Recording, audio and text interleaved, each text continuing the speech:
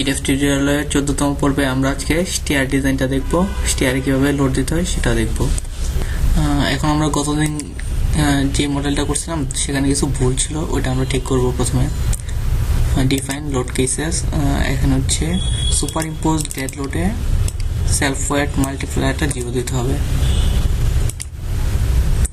ওকে, আমরা earthquake load ডিফাইনের জন্য মাস সোর্সটা ডিফাইন করে দিতে হয়। এটা আমরা ফ্রম লোডস থেকে করব। এখানে ডেড লোডগুলো ডিফাইন করে দেব। ওকে, এখন আমরা হচ্ছে প্রত্যেকটা স্টোরিতে যেই স্ল্যাবের জন্য যে স্টেয়ারের জন্য যে স্ল্যাবটা দিয়েছিলাম সেটা ডিলিট করে দেব। এখানে আমরা ওয়াল স্টোরি দিয়ে দিলাম। এখন যদি আমি এই প্ল্যানে ক্লিক করি তাহলে সবগুলো ফ্লোরে এটা সিলেক্ট হয়ে যাবে। এরপর আমরা ডিলিটে ক্লিক করে এটা কেটে ফেলবো। এখন আমরা যদি স্টেয়ারের ক্যালকুলেশনটা দেখি তাহলে স্টেয়ারে হচ্ছে দুইটা বিম থাকে, একটা হচ্ছে ফ্লোর হাইটের মাঝ বরাবর, আর একটা হচ্ছে যেখানে ফ্লোর হাইটটা শেষ হয়েছে এখানে, আর এখানে একটা বিম থাকে স্টেয়ারের জন্য। আমাদের এই দুই বিমে লোডগুলো অ্যাসাইন করে দিতে হবে। স্টেয়ারের যেই বিমটা মাঝে দেওয়া আছে ওইটা আগে আমরা উপরে দিয়ে দিয়েছিলাম, ওইটাকে আমাদের মাঝে নিয়ে আসতে হবে। এটা আগে আমরা করি। এটা করার জন্য আমরা এডিটে যাব, এরপর এডিট রেফারেন্স প্লেন। এখন হচ্ছে আমাদের গ্রেড বিম থেকে নিচ পর্যন্ত আমাদের দূরত্ব ছিল 6 ফিট, আর মাঝের হাইট পর্যন্ত যদি আমরা নিই তাহলে 5 ফিট, 6 আর 5 11 ফিট। 11 ফিট দূরে আমরা একটা প্লেন নিয়ে নিব, রেফারেন্স প্লেন, আঁকার সুবিধার জন্য। অ্যাড দিয়ে ওকে দিয়ে দিই। এখন যদি আমরা এলিভেশনে যাই তাহলে আমরা ওই প্লেনটা দেখতে পাবো। এই তো আমাদের রেফারেন্স প্লেনটা তৈরি হয়ে গেছে। এখন আমরা হচ্ছে 6 নাম্বার ফ্রেমে চলে যাব। 6 নাম্বার ফ্রেমে ওই মাঝের বিমটা আছে, আমরা আগেরগুলো ডিলিট করে দেই।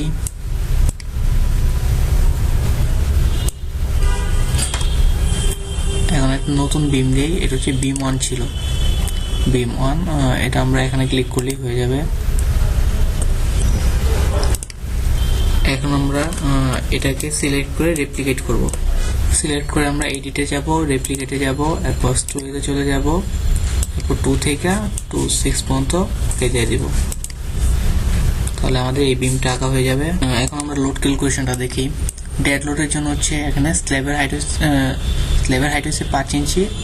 আবার এখানে যদি আমি স্টেপ সহ স্ল্যাবের হাইটটা তুলি তাহলে এভারেজে 8 ইঞ্চি হয়ে যায়। স্টেপের হাইটটা হচ্ছে 6 ইঞ্চি, তো মাঝখানে হলে 3 ইঞ্চি বলা যায়। 5 আর 3 হচ্ছে 8 ইঞ্চি।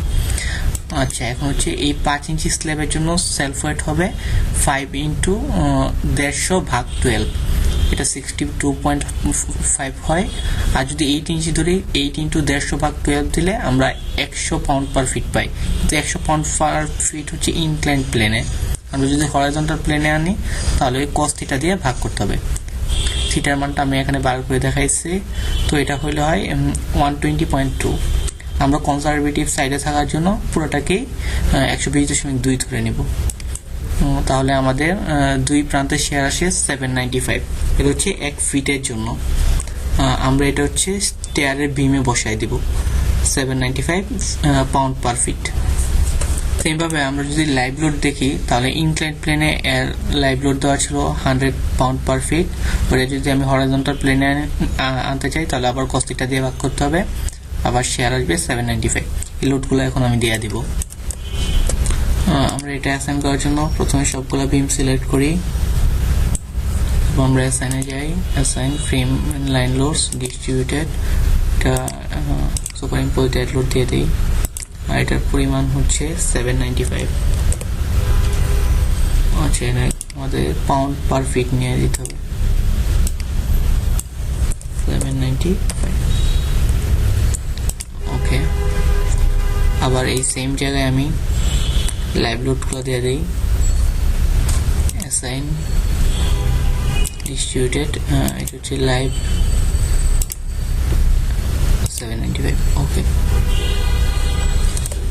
এখন আমরা 4 নাম্বার প্লেনে চলে আসি। এখানেও সেম ভাবে আমরা বিমগুলো সিলেক্ট করি, সিলেক্ট করে এখানে আমরা অ্যাসাইন করে দিই load frame and line load distributed. এটা হচ্ছে ডেড লোড 795।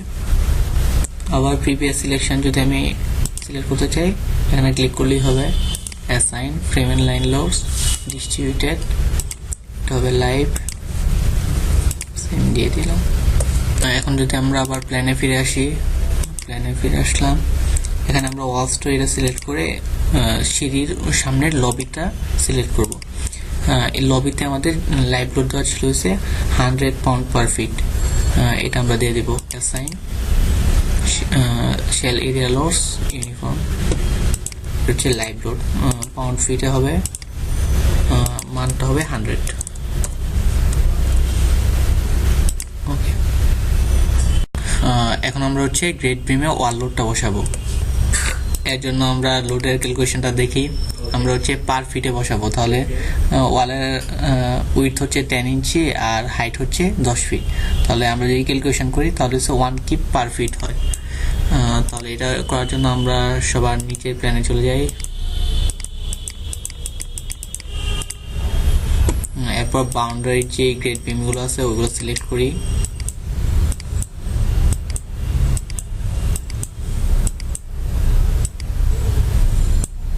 সরি, এটা হবে না,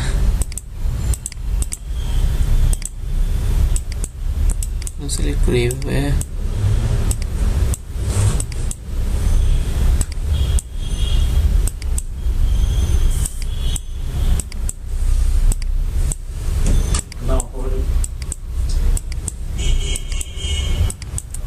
আমরা লোডটা অ্যাসাইন করি, assign frame and line loads distributed pound per feet, এটা হচ্ছে সুপার ইম্পোজ ডেট লোড হিসেবে দেওয়া দিই। আর এটা হচ্ছে 1 কিপ পার ফিট, যে কিপে নিয়ে যাই আমরা 1 কিপ পার ফিট। ওকে, আমাদের লোড বসানো শেষ হয়ে গেছে। আশা করি আপনারা বুঝতে পারছেন।